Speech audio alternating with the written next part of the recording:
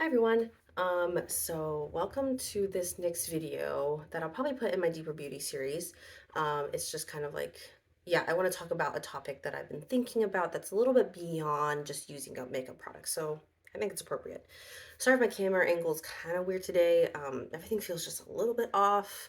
So it is what it is, though. Hopefully you can at least focus enough to like, look at my face, somewhat process my words, you know. Hopefully you'll get the gist of it. But anyways, what basically wanted to talk about today was makeup stocks or investing in makeup, makeup beauty brands and makeup companies. So this is beyond just products and using things up, but I had a thought probably about 6 months ago where I was like, my brain is so focused on makeup products. I mean, I have plenty of other stuff outside of makeup in my life, right? I have work, I have family, I have extended family, I have a house to take care of. Like, it's crazy how much of my brain focuses on makeup. It's bizarre. I don't know if any of you have that issue, but I'm honestly a little bit embarrassed by it, but that's the reality of it. So I'm trying to harness that and challenge myself where it's not just about what product am I going to use up next or what should I buy next, but even like if I'm following the beauty community, I'm not that closely. I don't look at every single launch and everything that everyone's doing, but if I hear about these things and I'm hearing about certain trends or what's popular, what's getting used up, right? Like I think by hearing about what people are using up, you kind of get a gist for like, oh, a lot of people are using up this brand or these types of products. Like I think to kind of take a step back and be like, oh, this is the makeup market. Like this is ultimately how companies are making their money. And we're kind of driving that in some ways. And so as a makeup consumer, how can I take that to another level and actually invest in the makeup companies themselves? A kind of out there idea, but at the time I was already looking at my investments and things like that. I have a small portfolio where I have the opportunity to be investing in some stocks, and I was a little bit at the time. I didn't really know which direction I should put my investments in. I mean, there's like the really smart ones, right? Like a financial advisor would tell you in terms of you know, certificate of deposits, that's via CDs or, mutual funds or, there's plenty of ways that you can go into this. If you're actually a financial advisor watching this, like, I'm so sorry, I'm butchering it. I'm by no means an expert. I have little to no experience and have just been going off of some of the things that like, family and friends tell me to try out and to invest in.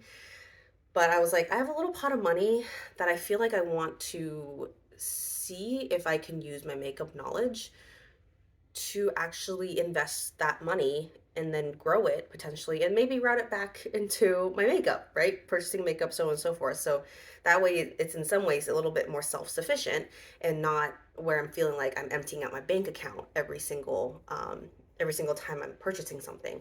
I never purchased to that level or degree, but I think if I for some reason wanted to treat myself, then I have some sort of funds to draw from that are relatively self-sufficient and invested in that way, and I don't have to feel always like I'm depleting my bank account or depleting my savings or something, right? So I don't know, that was just kind of a thought. And especially since I've entered into a season now of pretty much a no buy or like a replacement only no buy, like my spending on my makeup is very minimal at this point, I feel like, or at least it's very controlled. Um, so that way I do have a little bit of extra money to put in these investments and kind of explore that realm a little bit. So that's the whole backstory. But I wanted to share this not so much as an expert because I haven't been doing this for very long, but I've seen what I would call a little bit of success. Very small success because I've only invested a little bit of my money into it. But in terms of like, if this is something you might be interested in or want to think about, I think just to take a step back and look at the big picture of what is involved. It's not just throwing your money at things, and it's actually probably not what you would assume it to be. It's a little bit more technical and involves some research and involves you doing a little bit of your own hard work. And like, don't be afraid of it, first of all, because a lot of the times when you do look at stocks and looks at companies and stuff like that, um, it's very different from the way that they market it to an average consumer. So you kind of need to know which side you're looking on and things like that. So I'm just going to walk you through the process when, as every once in a while I look into, okay, what is there like a stock that I want to purchase next or something. Um, Typically, I have to remember that consumer facing is like individual brands, right? I wish I had like a list in front of me so I could just like rally them off, but I'm really bad at pulling things from just off the top of my head. But say, like MAC and Elf and Tarte and ColourPop. I'm just looking down at like a small bundle of products down here, like NARS and Sephora, whatever. Like they make themselves known as like individual entity brands, that they have their own branding, that they have their own type of products. Like it seems very clear to us as a consumer that, oh, these are separate, they must be separate companies, but they're not. A lot of them are actually owned by these umbrella companies, like um, yeah, umbrella companies. And there's honestly, I think the last I heard, it was maybe like 8 major companies own most of the brands out there. There are brands that are privately owned, owned by the owner. I'm thinking of brands like the Lip Lab, not the Lip Lab, sorry, the Lip Bar. Um, I don't know if the Lip Lab is actually owned by its own company or not. I haven't looked that up before. But like Rare Beauty, and I don't know about like House Labs and other ones that have more like, like celebrity facing ones. I feel like some of them do and some of them don't. Like, so again, that's why to do your research. So when I did my research about Rare Beauty, I know that there's other things about like the company as Rare Beauty, but I think just talking about from like a, a company like stock in the marketplace type of viewpoint is they're not they don't have available stocks for me to purchase because they're privately owned. I think they are like publicly, I don't think they're privately funded. I don't know. It gets down to like the way that they're funded and stuff like that. So that's, I don't really, and like, can I invest in them or not? It's really the question I'm trying to ask. And Rare Beauty is not one of them, is what I'm trying to say. Um, and I think that's actually a good segue into a quick disclaimer I want to make is that I am coming into this very much as a consumer. And in terms of like my personal preferences and my personal perception of a brand, and not necessarily looking into brand ethics, like company, like the way that the company might have their values and the way that they run their company. I know that there's um, many items out for discussion about those things among different companies and the things that they stand for and things that they support. And so I think definitely do your research on that if that's something you want to look into. I think for me right now, where I'm at in my beauty journey is that I'm not quite looking into those things yet. I do see if I align with some of like their branding and the way that they're marketing themselves, but in terms of like what their leadership is like and what their ethics and values are like, I haven't quite looked that far yet into companies. So when I mention brands, like that's why you might not have the same opinions or values as I do. So I just want to put that out there. Um, all right, back to what it's like to buy stocks, beauty stocks. um, for one, it's kind of a weird area. I feel like I don't hear about it much among beauty influencers. When I do quick searches online about it, it's usually from like investment channels or whatever, that are actually maybe talking about beauty stocks.